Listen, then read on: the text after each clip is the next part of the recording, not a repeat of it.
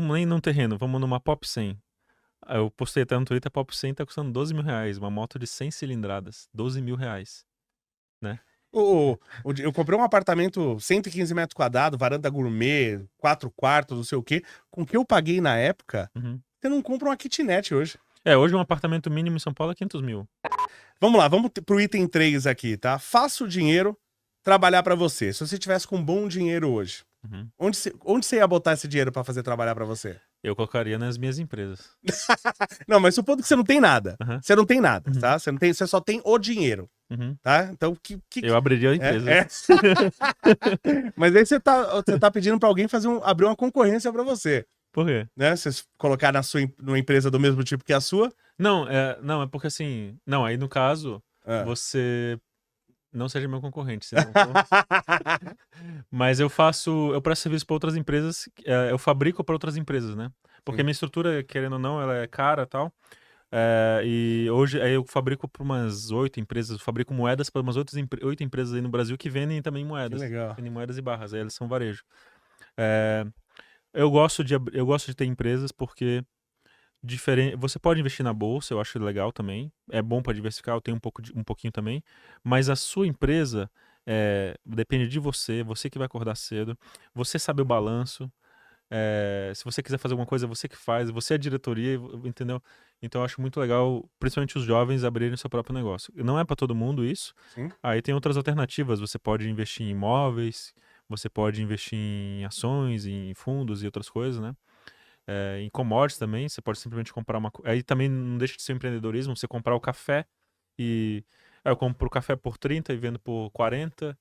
E ele valorizou, tá em 50 agora, enfim, tem vários, né? Legal. Só não deixa esse dinheiro no banco, porque o banco vai recomendar os piores investimentos possíveis. Tem um aqui curioso. Esse aqui fuja da corrida dos ratos. Você já ouviu? Sabe o que é isso? A corrida dos ratos são as pessoas, por exemplo, assalariadas ou que vendem sua hora, né? Sim. Elas vendem sua hora e vivem de salário em salário e elas nunca vão conseguir construir riqueza porque elas estão simplesmente só pagando as contas. A roda só tá girando, né? Passa um mês, ela só tá pagando aluguel, luz, água, tal, comida, e pronto, passou outro mês. Então essa é a corrida dos ratos. E para você fugir das corridas dos ratos, a melhor chance que eu vejo é você empreender, é você criar seu próprio negócio. Sim. Que aí você vai ter um negócio que vai gerar dinheiro para você. Pessoal novo que consegue nessa aí juntar um dinheirinho e começar a botar em ações, você acha que vale a pena também? Também, eu acho que tudo isso é válido. E, inclusive, eu recomendo todas essas coisas juntas, né? Não é... hoje eu tenho invisto em imóveis, eu tenho empresas, eu tenho em metais, eu tenho um pouco de ações, eu tenho um pouco de cada coisa. Até renda fixa eu tenho, porque a empresa tem que fazer provisões lá e tal. Então o ideal é ter um pouco de tudo. E também a educação financeira é você saber que tem todas essas possibilidades e usar essas coisas. Eu preciso... Por exemplo, vou dar um exemplo. Pô, Avelino, você investe em renda fixa? Eu preciso pensar na rescisão dos funcionários. Sim. As empresas, elas pegam dinheiro, elas já pensam na demissão. Se acontecer qualquer coisa, já tem o dinheiro da rescisão. Aí você vai juntando lá no banco, vai fazendo uma reserva. E essa reserva você deixa aplicado. Sim. Se algum dia você precisar demitir alguém, você já tem essa reserva e pronto. E acerta e faz o acerto de contas. Perfeito. Esse aqui eu acho uma lição de vida. Acho que todo mundo tinha que, em algum momento, tentar trabalhar pelo menos um tempinho com vendas. Ele fala, aprenda a vender e a comunicar. Acho que nunca foi tão importante, né? Isso, principalmente a comunicação, né? E a venda também, né? A comunicação sem comunicação acho que não dá, não tem empreendedorismo. E a venda é a coisa mais importante para uma empresa, né? Para uma pessoa é a venda. Eu acho que talvez a inteligência artificial vai resolver muitas coisas, mas eu acho que as pessoas ainda vão, de alguma forma, em alguns setores, preferir um atendimento humanizado. Em alguns setores, Sim. outros não, mas em muitos setores... Eu, por exemplo, liga pra mim se eu atender o celular ou o telefone e é uma gravação, eu desligo na hora. Eu não quero eu não quero que robô me ligue. por exemplo, tenho uma raiva disso. eu acho assim, ó, você comprar essa água aqui e for uma máquina ali que você põe dinheiro, Sem problema nenhum. tranquilo. Agora você vai fazer uma compra de uma casa de 1 milhão, ou você vai fazer um negócio de uma compra de uma empresa de cento e poucos milhões. Aí, pô, você vai falar com um diretor financeiro, com um monte de Tem que coisa, ter você vai fazer uma pessoas reunião, você envolvidas. vai... Sim, sem dúvida. Assuma riscos calculados, é o item 6. Como é que se assume risco calculado no Brasil se a gente não sabe o que vai acontecer semana que vem? Eu gosto de brincar com essa palavra risco, para as pessoas tomarem risco de forma segura, que é esse é o risco calculado. E também tem uma outra frase que ele também fala que o maior risco é você não tomar risco. Sim, Se você ficar na inércia e parado, você está tomando um risco gravíssimo. Você pode ser atropelado ali na rua e precisar de dinheiro, pode acontecer qualquer coisa. Então, você só ganha com risco. Então, se você vai ter. O que é o risco calculado? Eu pensei no setor que eu ia abrir. Então, eu tomei risco, em você empreender é tomar um risco, mas eu pensei muito bem no setor. Então, por exemplo, você vai abrir um negócio que é um ponto físico. Analisa o ponto ali, se é um ponto bom, se passa muita gente, analisa qual era o negócio que sim. tinha ali antes, por que que quebrou e tal, e vai.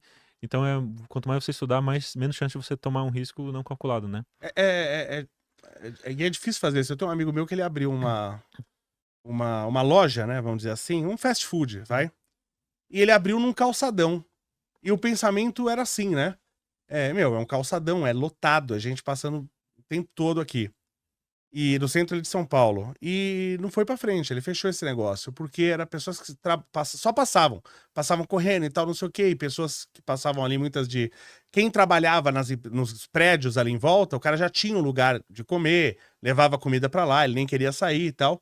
E às vezes você abre num lugar que tenha estacionamento, por exemplo, que lá ele não tinha, porque era no calçadão, já ele poderia ter sucesso, né? Eu, por Uhum, exemplo, fui comer algumas vezes lá porque era do meu amigo, senão eu nunca iria lá. Fui umas 3 vezes lá e era uma dificuldade, porque eu não tinha como chegar com o carro lá, uhum. né, por exemplo. Então até inclusive isso, você às vezes uma situação te engana no retorno que você vai ter. Você fala: "Pô, parece que isso aqui vai dar um puta retorno", e ao contrário, aquela coisa que parece uma vantagem, na verdade, É um é defeito. é um defeito. Eu acho Exatamente. que é uma coisa contraintuitiva. Pode passar muita gente no calçadão, mas provavelmente elas podem ser apressadas, elas já almoçaram, os horários que elas vão ir para lá não é horário, elas já comeram, então, Sim. então pode ser que passe muita gente, mas nenhuma necessariamente precisa daquele Não é um produto. cliente, não é necessariamente Uhum. um cliente, né. Tem um aqui que eu acho maravilhoso. Uma vez discuti com um cara no Twitter por causa disso aqui. Mais ou menos isso. Fala: trabalhe para aprender, não apenas para ganhar dinheiro. Isso é uma coisa que eu sempre fiz. Uhum. Eu lembro que o cara uma vez comentou no Twitter e falou assim: nunca trabalhe de graça. Né? E aí eu peguei e falei assim: meu, mas eu tenho algumas coisas que eu tenho porque eu trabalhei bastante de graça. Uhum. Por exemplo, eu dei muita palestra de graça no Mackenzie, muita. Os 2 anos que eu fiz, 1 ano e 9 meses, na verdade, mestrado, sempre dando palestra. Toda hora eles me chamavam, eles até me chamavam lá de personal palestrator, eles Uhum. brincavam lá, né? Que precisava de alguém para dar palestra, eu ia lá.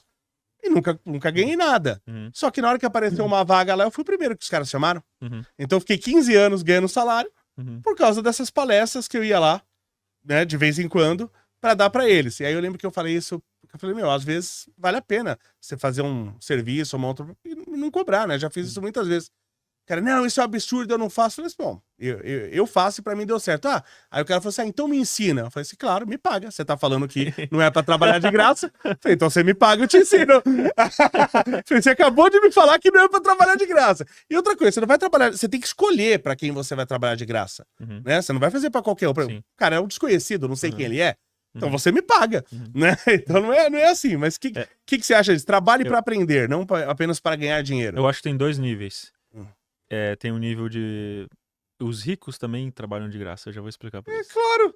Não. É. Eu conheço amigos muito ricos e existe uma coisa no mundo mais, digamos assim, de pessoas com mais grana, que eles trabalham às vezes por favores. Sim, Tipo assim, sei lá, vamos supor que tá precisando de alguma coisa. Aí eu faço aqui, quanto foi? Não, não foi nada. O cara vai ficar assim, caramba, meu, o cara fez isso de graça, eu vou fazer alguma coisa de quanto que sim, vale isso, entendeu? sim. E eu tenho um amigo que. Isso é estratégia de venda, assim, com detalhes, né? Você chega, o cara te serve um café, te serve não Uhum, sei o quê. Você fica sem graça de ir aham, embora sem aham, comprar nada. exatamente. É, As joalherias fazem isso. é. Não passa na frente da joalheria, que eles não fazem. Vem, entra, vê as peças, toma um cafezinho. Aí eles te tratam tão bem que chega a ser constrangedor. Sim, é Né? que o cafezinho tiraram agora, né? Porque É? não tá valendo o preço da joia. Né? É verdade. Mas assim, sobre os ricos, então tem esse amigo que ele fez várias coisas de graça pra gente muito influente de Sim, corretora e tal. E depois os caras, pô, precisar de alguma coisa, pô, você sabe, pô, indicou, pô, vai, ajuda esse cara lá e tal, que ele foi muito legal, ele fez tal coisa pra mim. E o outro nível é que, às vezes, os jovens, eles não querem pegar subemprego, mas eu acho que o subemprego cria muito caráter. sim. no subemprego você vai aprender que você precisa trabalhar para ganhar dinheiro né, e que a vida não é fácil. Aí esse é o primeiro nível. E o segundo é que, por exemplo, eu acho que também é muito importante você trabalhar numa empresa estruturada. Eu trabalhei nessa corretora, me abriu muito a mente. Porque tem coisas que eu não aprendi na engenharia e na Sim. computação. E aí, não é que eu trabalhei de graça, eu trabalhei com um salário pequeno, mas aquilo foi um MBA para mim. Então também tem esse nível de trabalhar de graça, não necessariamente zero, mas esse salário aqui não é tão bom, mas pô, tu vai aprender tanta coisa lá, Conhecer pessoas. conhecer pessoas. Então eu acho que faz sentido, sim. Eu sempre falo para as pessoas também, se puder, vai para um outro país para ver outra cultura, outra forma de trabalhar. Uhum. Isso também agrega muito. Tem um aqui, você que leu o livro, eu não li esse livro, mas vou ler esse livro. O Matheus já comprou ali, eu vou pegar emprestado com ele.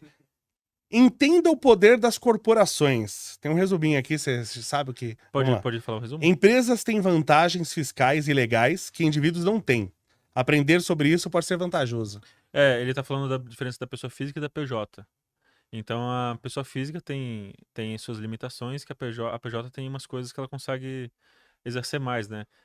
Às vezes, sei lá, se você, às vezes da PJ você consegue, se você for fazer um negócio X, Sim. na PF você vai pagar 15% ali, não tem jeito.